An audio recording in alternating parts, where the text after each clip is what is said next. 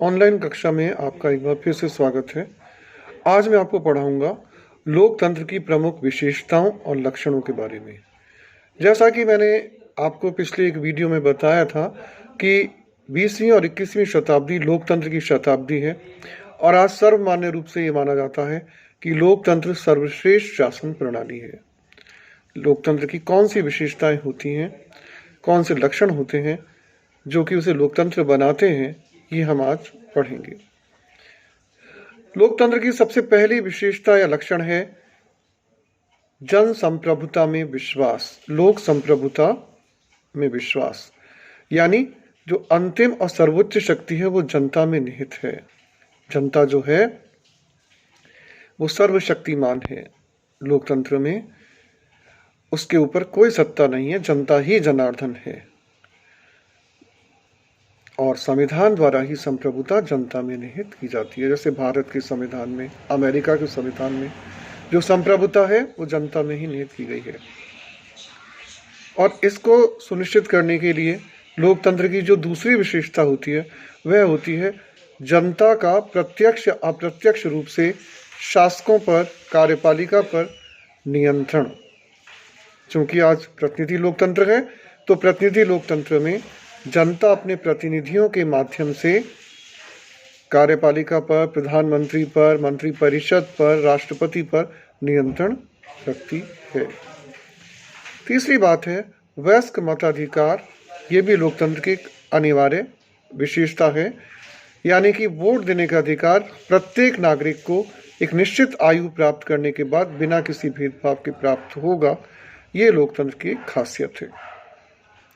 साथ ही साथ इसके लिए जो अगली विशेषता बहुत ही ज़रूरी है लोकतंत्र की, वो है निष्पक्ष और निश्चित समय पर होने वाले चुनाव।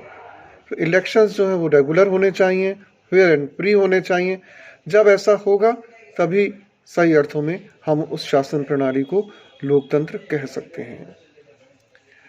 लोकतंत्र की अगली विशेषता है सभी नागरिकों को समान समझा जाए, अर्थात राजनीतिक और नागरिक समानता।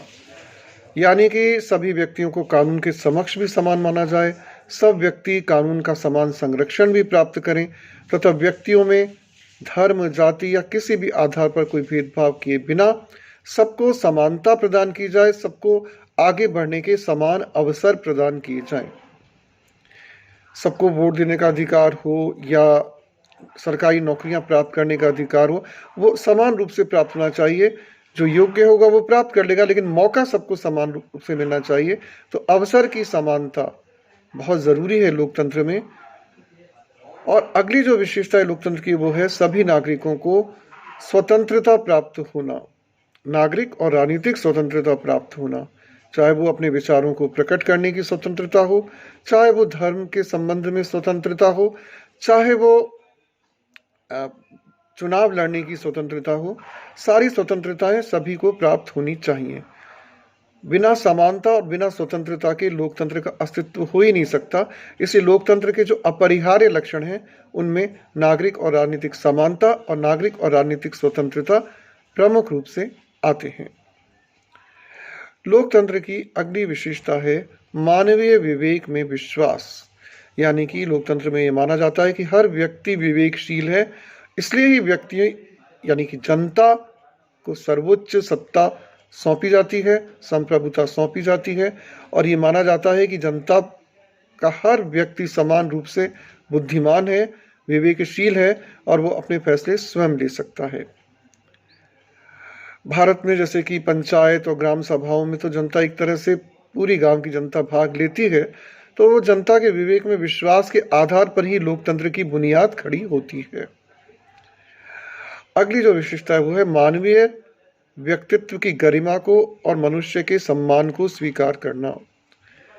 ये भी लोकतंत्र की एक प्रमुख विशेषता है कि इसमें प्रत्येक व्यक्ति की गरिमा बराबर मानी जाती है, चाहे वह अमीर हो चाहे वह गरीब हो। यानी कि लोकतंत्र को अब सिर्फ राजनीतिक अर्थों तक सीमित नहीं रखा जाता, बल्कि लोकतंत्र को जो है वो आर्थिक और सामाजिक लोकतंत्र के साथ जोड़कर ही उसकी पूर्णता मानी जाती है। और हर व्यक्ति की इज्जत, हर व्यक्ति की गरिमा, हर व्यक्ति की डिग्निटी, हर व्यक्ति का गौरव बराबर है, ऐसा माना जाता है। चाहे वो प्रधानमंत्री हो, चाहे वो मजदूर हो, चाहे वो पढ़ा लिखा हो, चाहे वो अनपढ़ हो, चाहे वो किसी जाति धर्म का हो, चाहे वो कोई भाषा बोलता हो। तो लोकतंत्र का एक ये भी विशेषता है।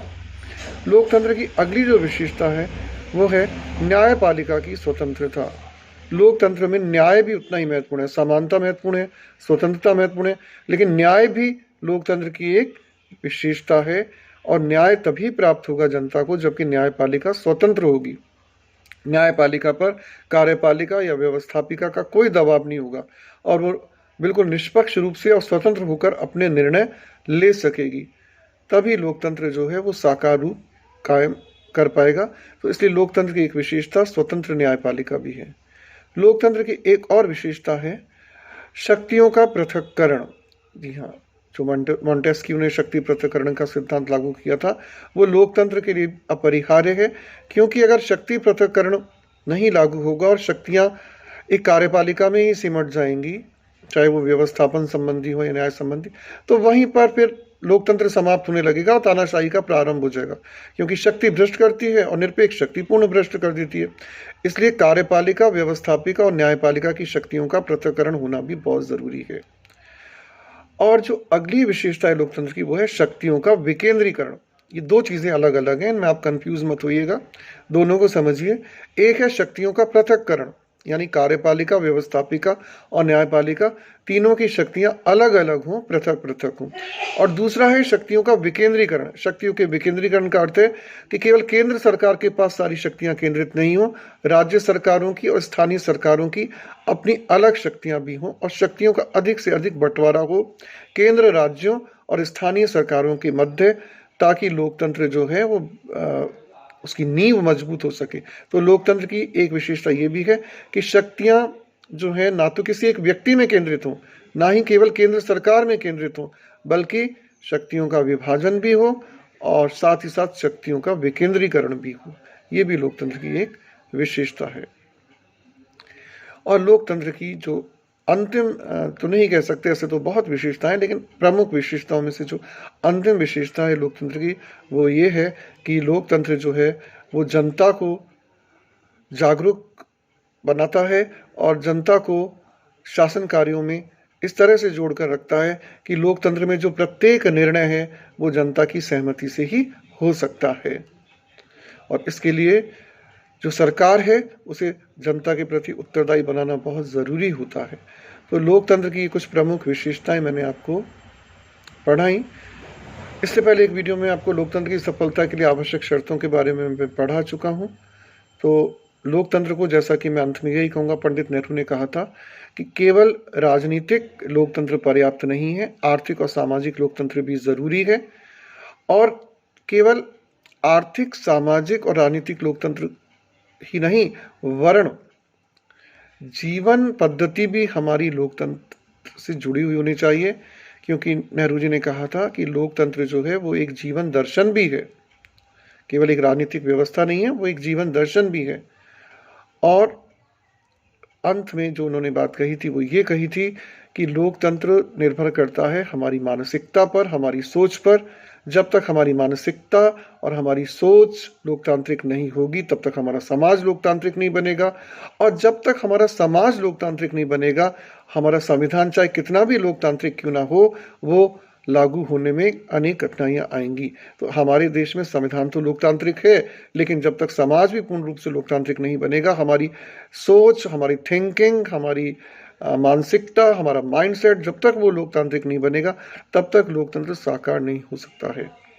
तो लोकतंत्र की जो सबसे बड़ी विशेषता है वो ये है कि हर व्यक्ति को समान मानना, हर व्यक्ति को बराबर का महत्व देना, किसी भी प्रकार का भेदभाव नहीं होना, समानता, स्वतंत्रता और न्याय के साथ भ्रातृत्व की भावना का भी विकास।